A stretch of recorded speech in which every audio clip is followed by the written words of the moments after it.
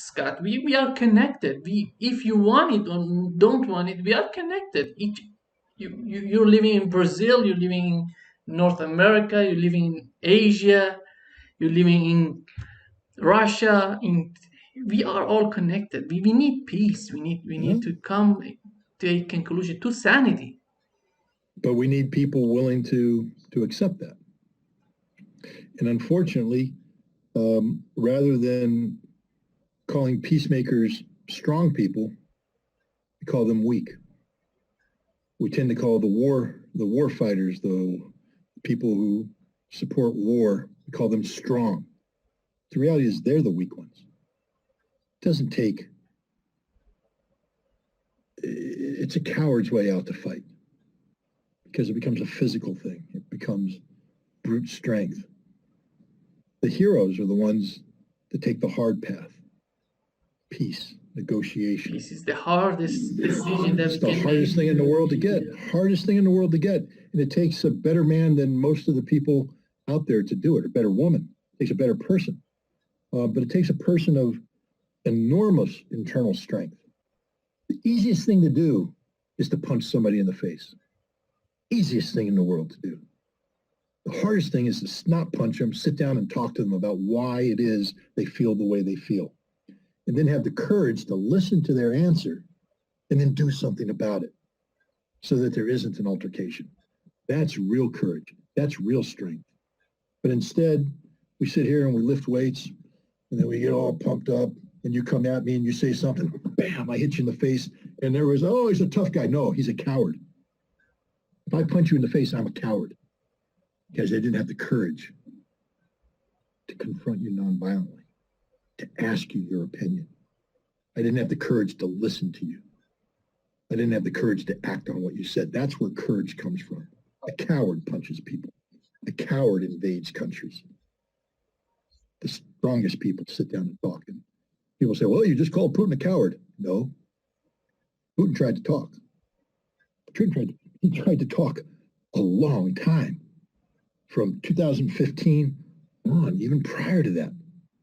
Minsk too. This war could have been stopped had they just signed the agreement. The draft treaties of December of last year. Read the things. Talk to Putin. Talk. You don't have to say, yes, we agree to everything Russia said here. Russia wasn't even demanding that.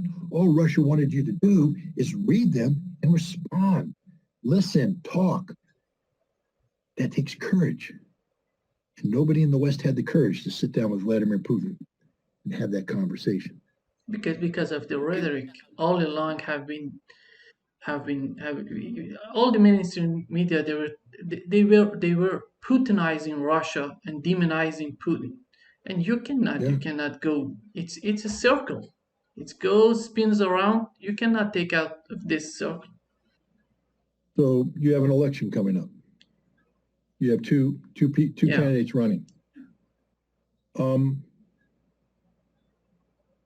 Without saying anything about who you support, does either one of them represent all of Brazil? No.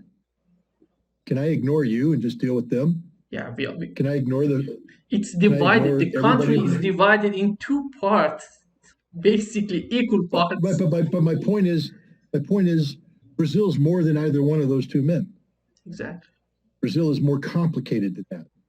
Brazil is a diverse community of people who have different ways, different approaches, different values. And so why would I ever, if someone said, tell me about Brazil, why would I ever define it in terms of Bolsonaro or Lula? Why would I do that?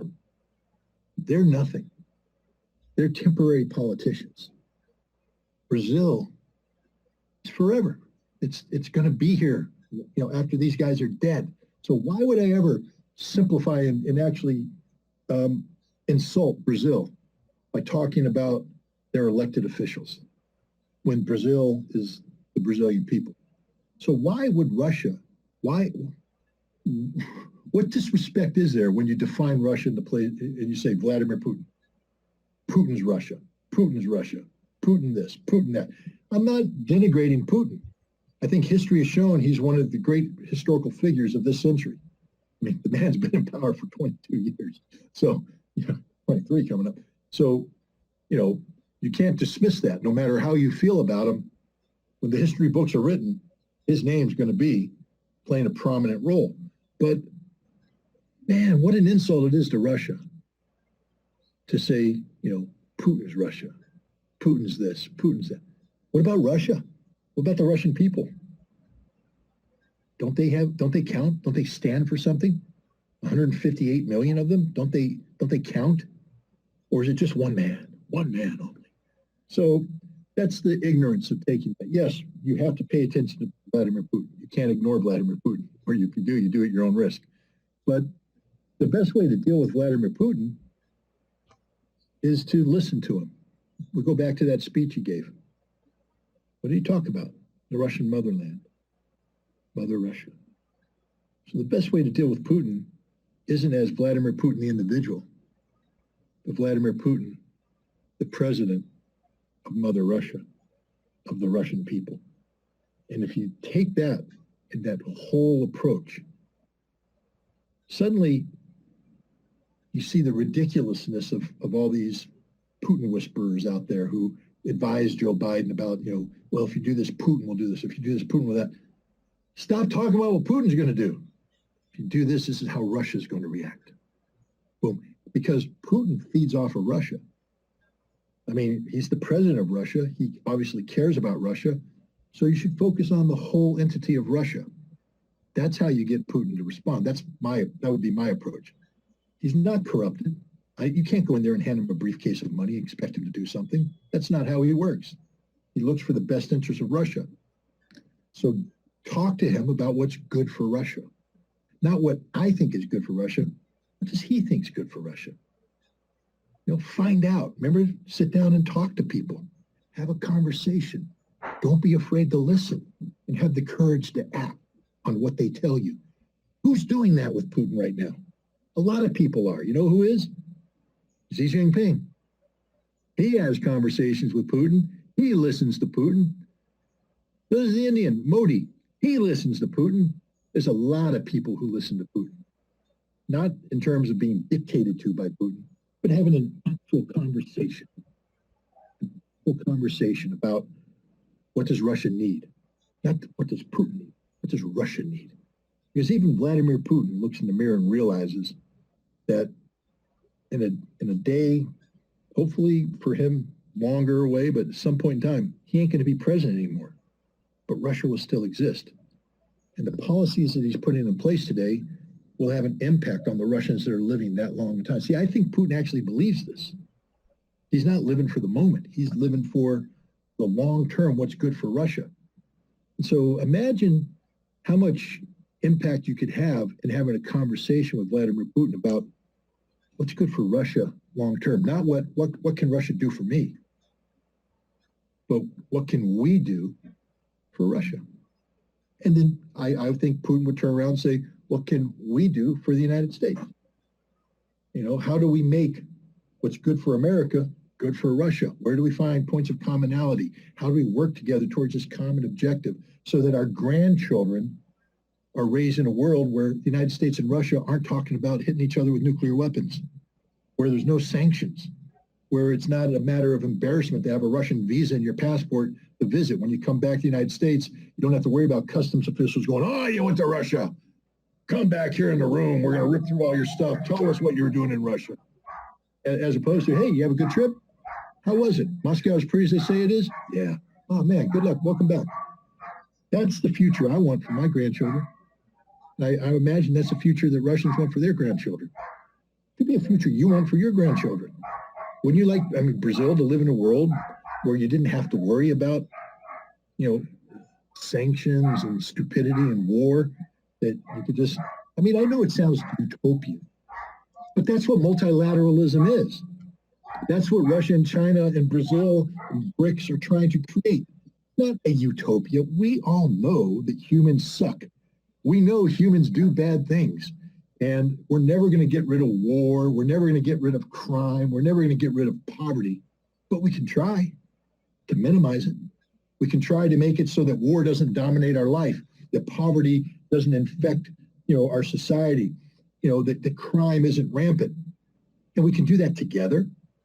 And that would be nice. That's what multilateralism is about. But when you have an American singularity, it's about the world revolving around America. And we're this giant black hole that just sucks everything good out of the world for us.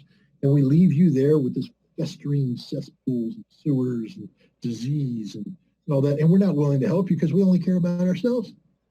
That's not a good world. But that's the world we live in so long as America remains where it's at. I don't want my country to go downhill. I love my country.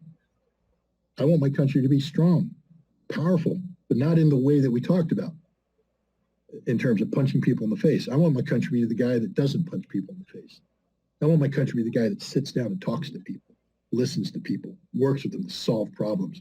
I want to be the problem-solving country. And we're good at that. We are good at solving problems. We put a man on the so we can solve some problems if we apply ourselves.